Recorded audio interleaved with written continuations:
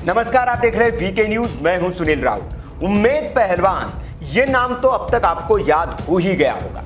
ये वही शख्स है जिसने एक बुजुर्ग की पिटाई का सियासी फायदा लेने के लिए इसे सांप्रदायिक रंग देने की एक नाकाम कोशिश की थी। इसने इसी वीडियो में हिंदुओं और योगी आदित्यनाथ के साथ ही स्थानीय विधायक को भी खुलेआम ललकारा था। ये सरकारें तो आती जाती रहती है, किसी घमंड में मत रहना।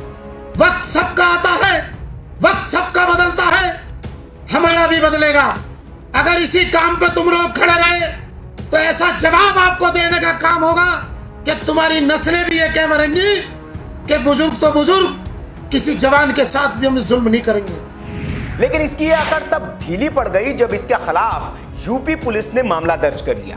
जैसे इस कायर को इस बात की भनक लगी, ये दबे पांव दुम दबाकर भाग गया और यहां वहां छिपता रहा। इसे डर था कि यूपी पुलिस इसे एनकाउंटर करके पकड़ सकती है या फिर इसकी गाड़ी पलटा सकती है। इसी डर में ये यहां से वहां भागता रहा और सरेंडर करने की जुगत में लगा रहा था। लेकिन इसी चकमा देने की कोशिश में ये दिल्ली से धरा गया।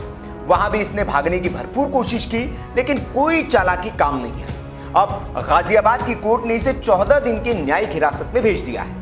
मतलब 14 दिन तक अब इसे डासना जेल में रोटियां तोड़नी पड़ेगी। गाजियाबाद पुलिस अब बता रही है कि एफआईआर दर्ज होने के बाद खुद को फंसता देख उम्मेद पहलवान बुजुर्ग अब्दुल समद से एफिडेविट तैयार करवाने की जुगाड़ में लग गया था। वो अब्दुल समद से एफिडेविट में लिखवाना चाहता था कि जय श्री राम न कहने पर ही उसे पीटा गया और दाढ़ी काटी गई, जिससे अदालत में यह साबित करवाना चाहता था कि जय श्री राम विवाद के बाद ही वो फेसबुक लाइव उसने किया था और उसका लाइव सही है। पुलिस के सूत्रों ने बताया कि उसने गिरफ्तारी के बाद पूछताछ से पहले तो बहुत गुमराह करने की कोशिश की, लेकिन जब यूपी पुलिस ने अपना असली रंग दिखाया तो उसने रट्टू तोते की तरह सारी सच्चाई सिलसिलेवार तरीके से उगल दी।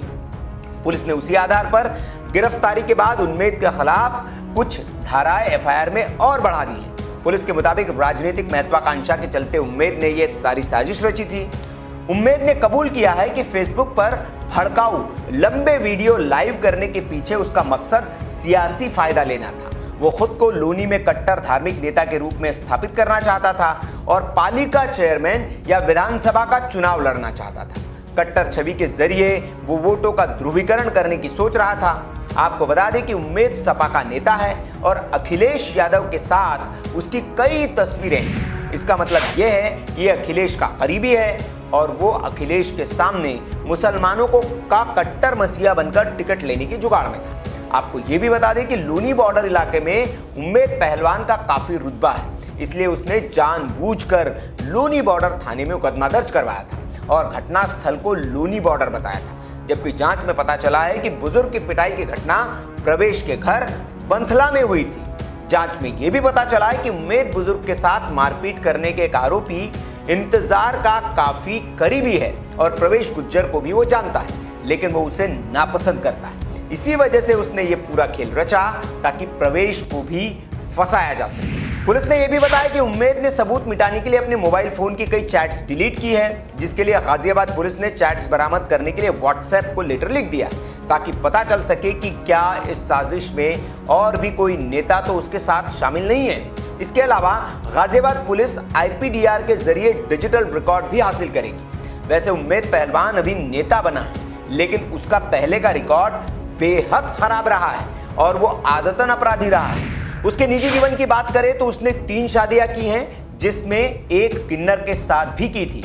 उम्मेद ने पहला निकाह किन्नर के साथ किया था, लेकिन वो ज्यादा दिन नहीं चल सका और चंद दिनों बाद टूट गया था। उसने दूसरा निकाह मुजफ्फरनगर दंगे के बाद एक विधवा से किया था।